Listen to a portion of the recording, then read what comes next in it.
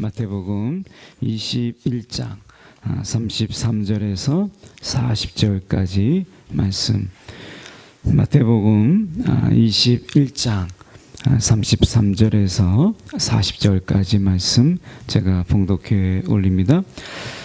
다른 한 비유를 들으라. 한 집 주인이 포도원을 만들어 산 울타리로 두르고 거기에 집 짜는 틀을 만들고 망대를 짓고 농부들에게 새로 주고 타국에 갔더니 열매 거둘 때가 가까움에 그 열매를 받으려고 자기 종들을 농부들에게 보내니 농부들이 종들을 잡아 하나는 심히 때리고 하나는 죽이고 하나는 돌로 쳤거늘 다시 다른 종들을 처음보다 많이 보내니 그들에게도 그렇게 하였는지라.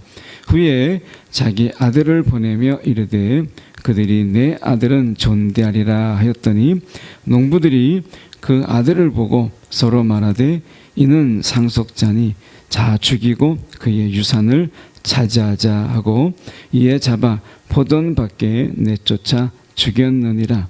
그러면 포도원 주인이 올 때에 그 농부들을 어떻게 하겠느냐. 아멘. 오늘 이 말씀 가지고 주인이 올 때에 라는 제목으로 함께 말씀 살펴보겠습니다. 우리가 살고 있는 이 땅은 우리가 볼 때에 분명히 부족한 게 있어요. 우리가 필요한 것도 있고 이게 더 있었으면 좋겠다라고 하는 것도 분명히 있죠. 그런데 우리가 지금 놓여져 있는 환경 속에서 갖추어져 있는 것들은 적어도 우리에게 필요한 것들이 상당수 많이 있는 것을 보게 돼요. 제가 이번에 갔다 온 우간다의 북부 지방으로, 그러니까 이 캄팔라라고 하는 우간다 수도에서 차로 9시간 정도 올라가는, 그러니까 우간다 북부 쪽에 있는 아주만이라고 하는 지역에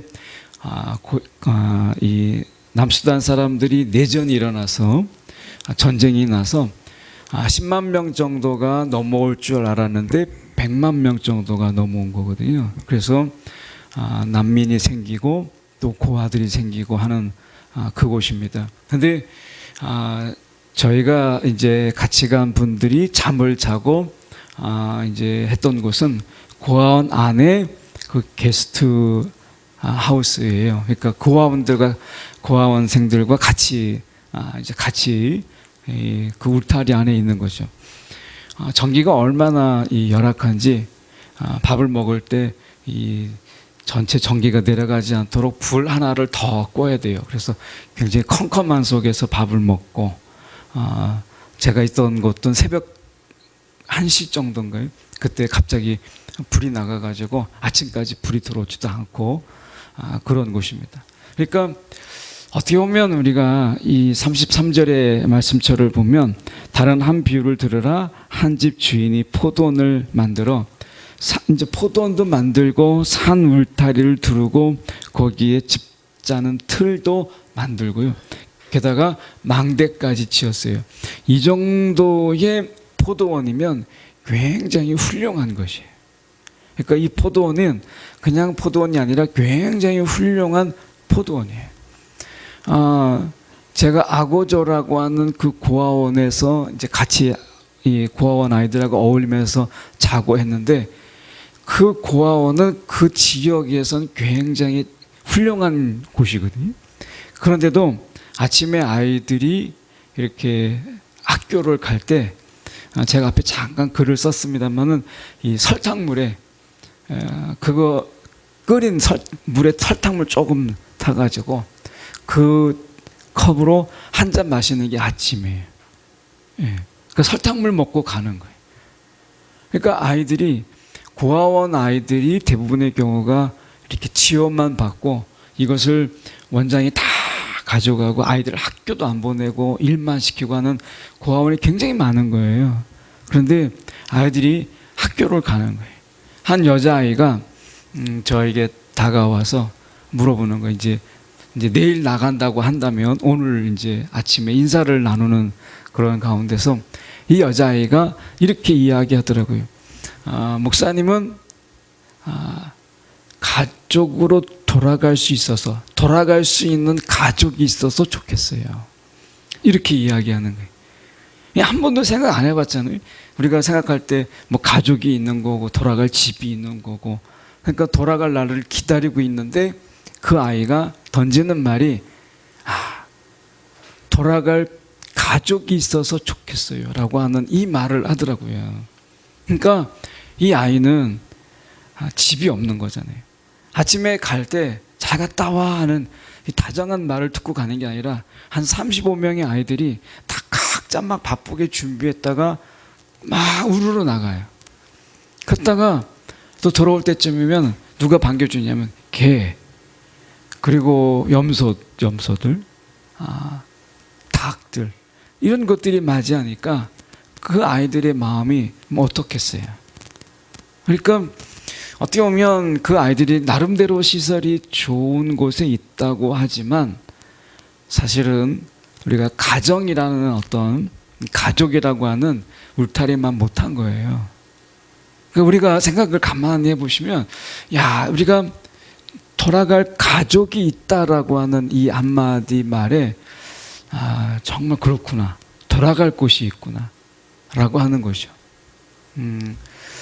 하나님께서 어떤 하나님이시냐라고 얘기했을 때 오늘 비유를 들어서 이야기하면 하나님이 우리가 살기에, 우리가 거하기에, 우리가 세상을 또 살아가기에 하나님께서 많은 것을 준비해 주신 분이시다 라고 하는 것을 깨닫게 돼요. 그러니까 우리가 늘 있는 것에 감사하는 삶을 사는 것이 신앙의 훈련이잖아요. 없는 것에 원망하고 없는 것에 불평하고 하는 것이 아니라 하나님이 이미 주신 것에 대해서 감사하며 사는 것이 신앙의 출발이거든요. 그런 의미에서 보면 우리가 하나님께서 이 농부들에게 너무나 훌륭한 포도원을 하나님께서 다 만들어 놓으시고 거기에다가 이 농부들이 일할 수 있도록 거기에 세를 주고 그들을 일하게 했어요. 그러니까 걱정이 없는 거예요. 자기가 뭘 시설할 필요도 없이 너무나 훌륭한 포도원에서 일하게 되도록. 아마 분명히 제가 생각할 때는 이런 훌륭한 시설 속에서 많은 결실도 맺지 않았을까 하는 생각을 가지게 돼요. 여러분, 우리가 살고 있는 곳, 인천공항에 원래 제가 금요일 저녁에 도착 예정으로 되어 있는데 카타르 항공이라는 항공사가 그런 데인 줄 몰랐는데 일방적으로 결항을 시킨 거예요. 원래대로 한다면 오늘 저녁에 오게 돼 있어요. 결항을 돼가지고. 그래서 급하게 막 한국에 전화하고 해서 어제 저녁에 늦게 들어왔거든요. 근데 한국에 딱 들어오면서 느끼는 게 그런 거잖아요. 전기, 또 우리가 사는 것, 또 집에서 가지고 있는 것들 보면 정말 하나님께서 많은 것을 예비해 두셨구나. 정말 예비를 많이 해 두셨구나 라고 하는 거예요. 오늘 다시 본문에 돌아가서 보면 이렇게 되어 있습니다. 33절 저희가 보았지만 보면 다른 한 비유를 들으라. 이 다른 한 비유라는 이야기는 이 본문에 배경이 있다는 거죠.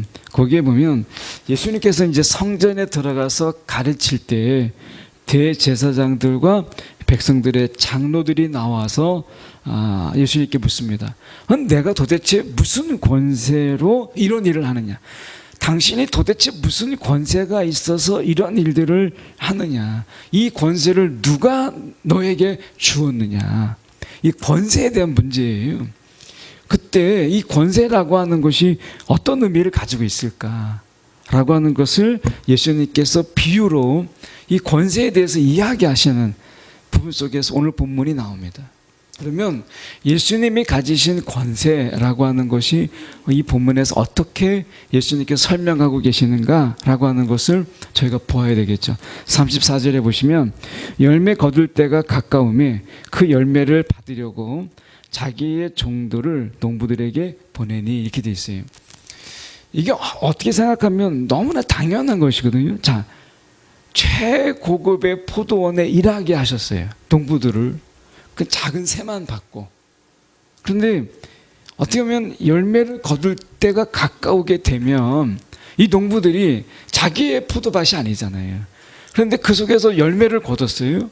그러면 주인이 받으러 오지 않아도 너무나 기쁨으로 이 주인에게 열매를 거뒀으니까 좀 드셔보십시오라고 할 수 있잖아요. 그렇죠?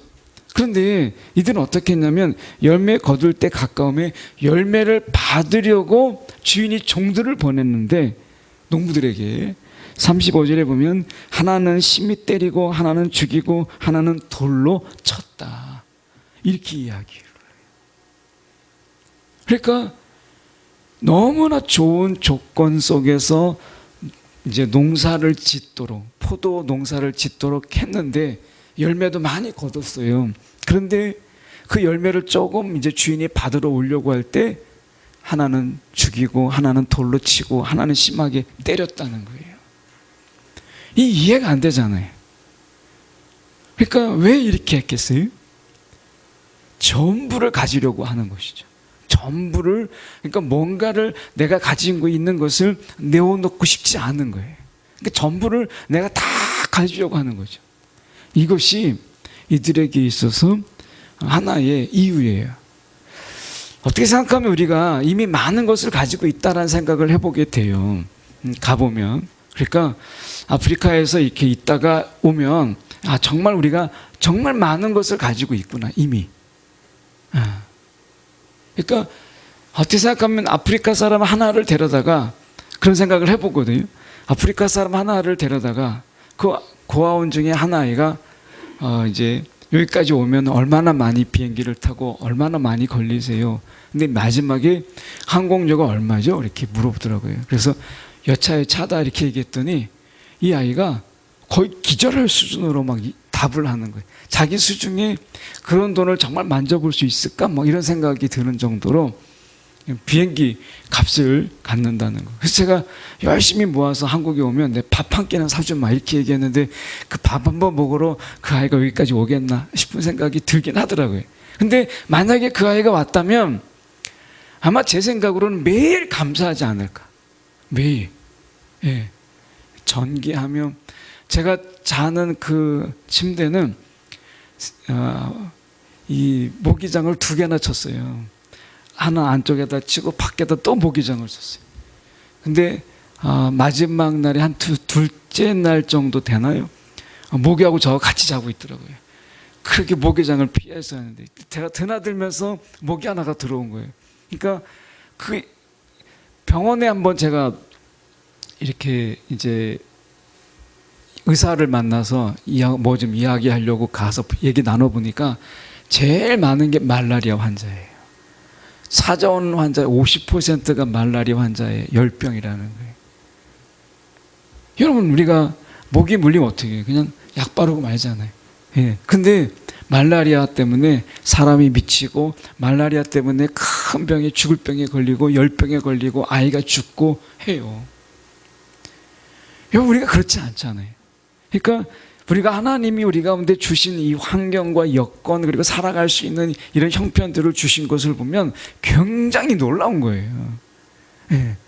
그런데 우리가 사실은 생각해 보면 제가 그걸 생각해 보게 되는데 아프리카에 있는 그 아이들보다 우리가 훨씬 더 많은 것을 하나님께서 주셨는데 예배해 두셨는데 아마 그들보다 더 많이 불평하고 더 많이 원망하고 더 많이 막 짜증내고 살아가고 있는 건 아닌가, 그런 생각이 들었어요. 예, 정말 그 아이가 하나 데리고 오면 정말 매일매일 살면서 정말 감사하다고 막 그랬을 것 같아요. 예. 다 밑창이 다 달아버린 그 슬리퍼 하나에 정말 빨아도 더 지지워지지 않을 그 옷에 일주일 내내 똑같은 옷 같은 그런 옷을 입고 아이들이 보내는데 그래도 그 속에서 아이들과 같이 어울리고 막 하면서 있는 걸 보면서 야, 저들에 비하면 우리는 정말 매일 감사해도 부족하겠다. 그런 생각이 드는데 사실은 가만히 돌아보면 그들보다 훨씬 더 많은 불평과 원망으로 살아가고 있는 것이 아닌가 하는 생각을 가지게 돼요. 그러니까 지금 이 농부가 지금 많은 열매를 거뒀을 때 주인이 왔을 때 그것을 주는 것, 이건 너무 당연한 거죠. 새라는 개념보다 농사를 지을 수 있게 했다라는 것, 열매를 거둘 수 있게 하셨다라는 것 때문에 얼마든지 줄 수 있는데 이들은 그렇게 하지 않았다라는 거예요. 우리의 삶하고 너무 비슷하지 않아요? 전부 다 내 것, 뭐 이런 거잖아요. 그러니까 이들이 어떻게 했냐면 심히 때리고 하나는 죽이고 하나는 돌로 쳤다라고 얘기해요. 그래서 주인이 다시 더 많은 종들을 그렇게 보냈는데 그들에게도 똑같이 그렇게 했다는 거예요. 문제는 무엇이냐면 저희가 37절의 문제예요.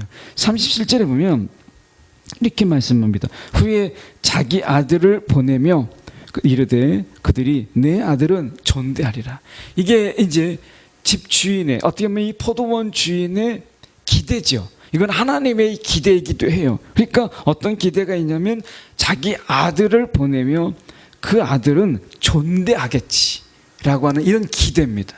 그런데 이 기대가 오히려 어떻게 바뀌었느냐면 38절에 농부들이 그 아들을 보고 서로 말하되 이는 상속자니 자 죽이고 그의 유산을 차지하자. 자 죽이고 유산을 차지하자. 이렇게 얘기했어요. 이거 있을 수도 없는 일이죠. 그 아들을 죽였다고 해서 그것이 내 것이 되나요? 근데 왜 이런 생각을 하게 되느냐? 이게 문제죠. 왜 이런 생각을 하게 되느냐라고 하는 이 문제예요. 자, 이 문제 속에서 저희가 시편의 말씀을 잠깐 보려고 합니다. 시편 118편 22절과 23절의 말씀에 보면 이런 말씀이 있습니다. 잘 알고 있는 말씀인데요. 건축자가 버린 돌이 집 모퉁이의 머릿돌이 되었나니 이는 여호와께서 행하신 것이요 우리 눈에 기이한 바로다. 이렇게 되어 있어요. 그러니까 사람들이 야 이거는 못 쓰겠다라고 이 버린 돌을 하나님께서 취하셔서 집 모퉁이의 머릿돌이 되게 됐다. 그러니까 집 모퉁이의 머릿돌이라는 말은 건축을 할 때 이 머릿돌과 다 연결이 돼야 집이 바로 세워지는 그 역할을 하는 것이 모퉁이의 머릿돌이라는 거예요. 그러니까 집이 세워지려면 이 모퉁이의 머릿돌에 연결돼야 돼요. 그래야 집이 세워지는 거예요. 여기서 말하고 있는 이 권세라는 거, 예수님의 권세라고 하는 부분을 오늘 이 시편에서는 모퉁이의 머릿돌에 비유해서 말씀하고 있어요. 이 말씀의 의미를 잘 우리가 모르면 요한복음 15장 5절에 보면 더 자세히 나와 있습니다. 이렇게 말씀하세요. 나는 포도나무요 너희는 가지라. 그가 내 안에 내가 그 안에 거하면 사람이 열매를 많이 맺나니 나를 떠나서는 너희가 아무것도 할 수 없습니다. 이거거든요. 예수님의 권세는 바로 여기에 있어요. 나를 떠나서는 너희가 아무것도 할 수 없습니다. 이겁니다. 이게 예수님의 권세예요. 이 모퉁이의 머릿돌이라고 하는 것은 예수님이 없으면 건물도 세워지지 않고 그분과 연결되지 않으면 집은 세워지지 못한다는 거예요. 예수님의 권세, 이것은 그분이 없으면 안 된다는 거예요. 이게 그분의 권세예요. 다시 한번 생각하면 우리가 많은 것을 하나님이 우리 가운데 주셨어요. 물질적인 부분에서는 아프리카에 비교할 수가 없어요. 정말 많은 것을 가지고 있어요. 그런데요, 이 많은 것을 우리가 가지고 있어도 예수님이 없으면 아무것도 아니라는 거예요. 예수님의 권세가 여기 있다는 거예요. 저와 여러분이 많은 돈을 가지고 있고 많은 것을 가지고 있다고 가정하더라도 예수님이 그 안에 없으면 아무런 의미가 없다. 이게 예수님의 권세예요. 자, 말씀하자. 요한복음 15장 5절에 나를 떠나서는 너희가 아무것도 할 수 없습니다. 이게 예수님의 권세입니다. 지금 이 농부들이 자기가 농사지은 것 같죠. 많은 열매를 거둔 것처럼 보이죠. 그런데 전제 조건이 뭐예요? 하나님께서 너무나 훌륭한 포도원을 이미 만들어 놓으시고 한 포도원을 만들고 산울타리를 두르고 거기에 집 짜는 틀을 만들고 망대까지 지었어요. 하나님께서 그들에게 이미 열매를 거둘 수 있도록 다 훌륭한 포도원을 만들어 놓으셨어요. 그런데 이 포도원이 이 상속자가 없게 됐을 때, 예수님이 없게 됐을 때 그들이 어떻게 되겠어요?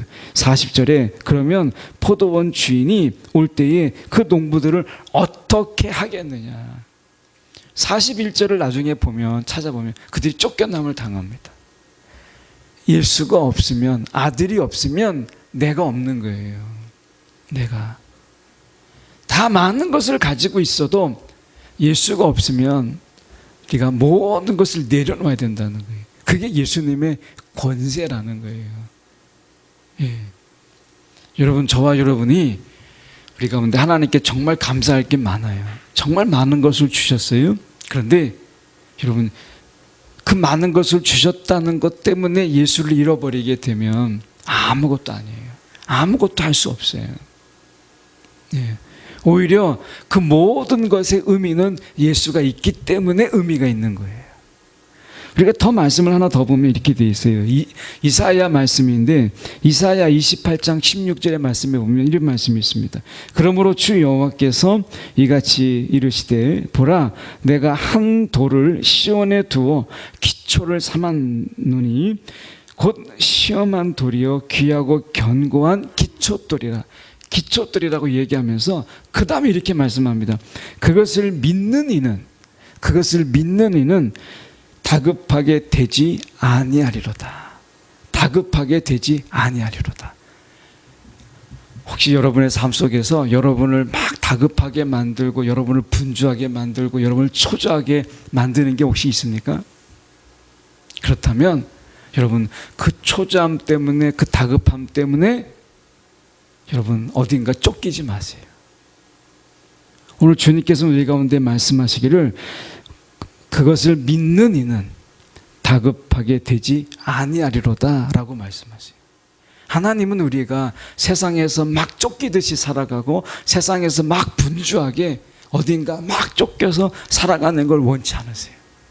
혹시 여러분에게 삶 속에서 뭔가 다급함으로 다가오는 게 있다면 여러분 지금은 그 다급함을 바라볼 때가 아니라는 거예요. 예. 왜냐하면 예수를 기초 삼는 삶, 예수가 우리의 삶의 기초가 되고 여러분의 삶의 기초가 될 때 하나님은 분명히 약속하셨어요. 믿는 이는 다급하게 되지 아니하리로다 라고 말씀하셨어요. 혹시 여러분을 다급하게 만들게 하고 여러분을 굉장히 우리가 뭔가에 쫓기듯이 살아가게 하는 그것이 있다면 여러분 그것은 분명히 하나님으로부터 온 것은 아니라는 거예요. 분명히. 여러분 그것은 더 분명해요. 여러분을 다급하게 만드는 그것이 어떤 것이든지 간에 그것은 하나님께로부터 온 것이 아니라는 거예요. 예수님의 이 권세가 어떤 것이냐면 그분 예수 그리스도를 우리의 삶의 기초로 삼는 모든 자들에게는 다급함이 그에게 이르지 않도록 하신다라고 하는 거예요. 이게 예수님의 권세예요. 자 보세요. 제자들이 배를 타고 가요. 막 갑자기 풍랑이 일어나요. 그래서 막 물에 그 배에 물이 막 차올라요. 베드로조차도 어떻게 판단했어요? 배가 금방 가라앉을 것 같은 정말 다급한 상황 아니에요? 정말 위태로운 상황이죠. 그런 상황 속에서 베드로가 예수님을 깨워요. 근데 예수님은 너무나 천연덕스럽게 제자들에게 뭐라 이 믿음이 적은 자들 그리고 풍랑을 잠잠케 했어요.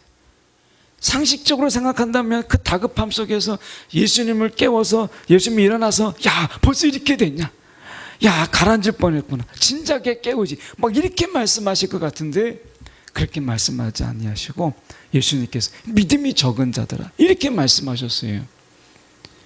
저와 여러분에게 그렇게 말씀하고 계시지 않아요? 어쩌면 우리가 이 세상에 살고 있다라고 하는 이 삶이 세상에서 쫓기고 세상에서 뭔가 세상에서 다급하게 살아가는 많은 것을 보게 돼요. 네. 이번에 이제 갑자기 이제 비행기가 결항이 되고 근데 연락이 온 것도 아니고 뭐 전화가 온 것도 아니고 아무런 것도 없었어요.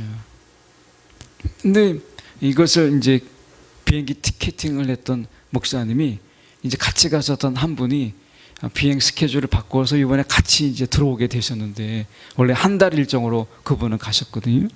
근데 몸이 안 좋아서 이제 같이 들어오려고 비행기를 알아보려고 이메일을 열었는데 거기에 결항이 되고 당신이 토요일 날 타서 주일 저녁에 이곳에 도착합니다. 그 이메일 하나가 전부였어요. 전화 온 것도 아니고. 그거 확인 안 했으면 그냥 공항에 가서 당황하게 되는, 그렇게 될 뻔했던 거예요. 너무 무책임하잖아요. 근데 하나님이 어떤 하나님이시냐면, 한 사람의 몸이 좀 불편하게 하셔서 이메일을 확인하게 하시고 이것을 통해서 일정을 토요일 저녁에 들어오게 하시더라고요. 하나님께서. 그러니까 하나님이 하시는 일들을 우리가 가만히 보면 이 세상에서 우리의 삶의 스케줄을 이렇게 예고 없이 바꿔요. 이 항공사가 어떻게 전화 한 통화 없이, 연락 하나 없이 그렇게 자기 마음대로 결항하고, 그리고 비행기를 마음대로 그렇게 할 수 있어요? 세상이 그렇다는 거예요. 세상이. 여러분, 우리 가운데 전혀 계획이 없는 일들이 얼마나 많이 일어나요. 그냥 임의대로 결항시키고 이 비행기 타, 막 이런 식이잖아요. 세상이 우리 가운데 지금 그러고 있지 않아요? 그래서 세상을 살아간다는 게 전혀 예상하지 않는 가운데서 세상의 그 무례함과 세상의 무례함, 이 세상의 건방짐을 우리가 늘 경험하지 않아요? 정말 세상은 예의가 없어요. 세상은 정말 무례할 뿐만 아니라 굉장히 폭력적이고 폭거적이에요. 우리가 그런 세상 속에서 살아가는 거예요. 그런데 하나님께서는 그런 가운데서 예비하시는 거예요. 예비하시는 거예요. 어쨌든 토요일 저녁에 올 수 있도록 하나님께서 좌석을 준비해 놓으셨고, 저희가 그것을 타고 돌아올 수 있도록 하나님께서 여정을 꾸며 놓으셨다는 거예요. 이게 우리가 살아가는 세상이라는 거예요. 네. 여러분, 이 세상은 너무나 무례해요. 우리가 그런 세상 속에서 살아가고 있는 거예요. 그런데 주님의 권세가 뭐예요? 이런 세상의 무례함과 세상의 폭력과 폭거 속에서 예수님께서 그분의 권세로 말미암아 그분의 자녀들에게 다급해지지 않도록 하나님께서 그렇게 예비하시고 준비하시고 하나님께서 이끄시잖아요. 모르면 알게 하시고 깨닫지 못하면 깨닫게 하심을 통해서 이겨내게 하고 살아내게 하시는 거예요. 이게 예수님의 권세라는 거예요. 예수님의 권세. 이 권세가 저와 여러분 가운데 있다는 거예요. 오늘 말씀해 보시면 이렇게 돼 있잖아요. 그래서 다시 이사야 28장 16절에 믿는 이는 다급하게 되지 아니하리로다. 너무나 감사한 거예요. 다급하게 되지 아니하리로다. 하나님이 얼마나 저희가 비행기를 타는데 너무나 많은 시간을 주셔가지고 이번에 반대로 카타르에서 그 비행기를 기다리는데 9시간이나 공항에서 축치고 있었어요. 시간을 하나님께서 다급한 세상 속에서 너무 시간을 많이 주셔가지고 같이 가셨던 분들이 공항에서 9시간을 기다리는데 얼마나 시간이 안 가는지 다들 막 이제 다 덮을 건 다 돌아보고 그러다가 막 누웠다가 앉았다가 그래도 시간이 안 가더라고요. 하나님이 이렇게 막 촉박한 이런 세상 속에서도 이런 여유를 주시는구나, 뭐 이렇게 좋게 저희가 여겼습니다만은, 여러분 다급하지 않게 하신다는, 혹시 여러분 삶 속에서 여러분을 막 소몰이하듯이 여러분을 막 몰아세우는 게 있다면, 여러분 하나님은 그렇게 하지 않으세요. 이스라엘 백성들을 보세요. 출애굽한 이스라엘 백성들 가나안 땅에 들어가겠다고 하나님께서 막 소몰이하듯이 막 몰아세우던 거예요? 아닙니다. 그들이 두려워하면 그 길을 피하게 하시고, 하나님이 피곤하다 싶으면 멈추게 하시고, 하나님이 그들에게 맞추시잖아요. 하나님의 사랑은 그 정도의 사랑이라는 거예요. 그래서 말씀 속에 다시 돌아가서 저희가 보면 이렇게 되어 있습니다. 39절에 보시면 이에 잡아 포도원 밖에 내쫓아 죽였느니라. 포도원 밖에 내쫓아 죽였느니라. 이거 예수죠. 예수를 영문 밖에 죽게 했잖아요. 죽게 한 거예요. 그들이 예수를 내다 버린 거죠. 영문 밖에 죽였다라고 하는 것은 그들이 내다 버렸다라는 거예요. 내다 버렸다. 예수님이 버리심을 당하셨다는 거예요. 이 세상에 살면서 제가 보니까 그 고아의 아이들이 버림받았다라고 하는 거. 근데 가족에 나타납니다. 언제 나타나느냐? 특히 여자아이들이 결혼할 때쯤 되잖아요. 그러면 가족이 갑자기 나타나요. 내가 삼촌이다. 내가 작은 아버지다. 나타나요. 그 왜 나타난 줄 아십니까? 신랑이 신부 측에 결혼할 때는 신부 측에다가 지참금을 줘요. 이 액수가 커요. 그러니까 내내 몰랐다가 삼촌이나 작은 아버지가 나타납니다. 내가 너의 가족이다. 그 지참금 받는 거예요. 그리고 그게 끝이에요. 다시 사라져요. 이 선교사님이 고아 아이들을 내내 돌보잖아요. 어렸을 때 와서 이제 시집가고 장가갈 때까지 막 돌본단 말이죠. 18세 넘어가면 이제 이렇게 우리나라도 그런 기준이 있잖아요. 근데 여기서는 어쨌든 더 끌어안고 있는데, 그런데 결혼할 때쯤 된다면 어디서 그렇게 소식을 듣는지 다 나타난다는 거예요. 하다못해 사돈의 8초까지 나타나가지고 내가 네 가족이다 이렇게 나타난다는 거예요. 나타나가지고 10원 한 전 준 적 없고 한 번도 연락 온 적 없고, 우리 아이에게 이런, 내가 친척인데 이 아이에게 뭐 내가 이렇게 후원하고 싶다 이런 이야기가 한 번도 없는데, 결혼식 할 때 그 지참금 받을 때 이때는 나타난다는 거예요. 이때 특히 이 딸 여자에게. 그러면 그 돈 받아가지고 목돈 챙겨가지고 사라지는 거예요. 연락도 없어요. 그게 전부예요. 선교사님이 아니 내가 받을 생각도 없지만 만약에 받는다면 내가 받아야지, 저 사람이 도대체 한 게 뭐가 있나 뭐 이런 거죠. 근데 그 돈 받고 사라진다는 거예요.